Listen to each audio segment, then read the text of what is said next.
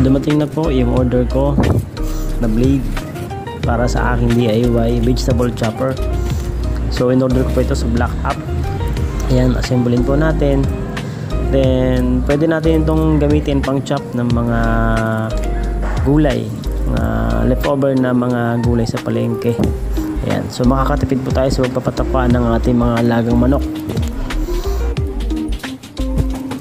Ayan po, na-assemble na.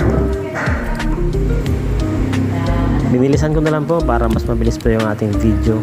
Then tetestingin ho natin yan maya lang. Ayan, testingin natin. Tinesting ko po dito yung dahon ng mustasa. And yan yung napakaganda. So pag sa pagpapatukan natin dito sa mga manok, lalako lang natin ng konting feeds. So hindi na ganun karaming feeds ang gagamitin natin. More on gulay na lang para mas masustansya. So ayan po. Ayan, napakaganda ng output, napakaganda ng outcome.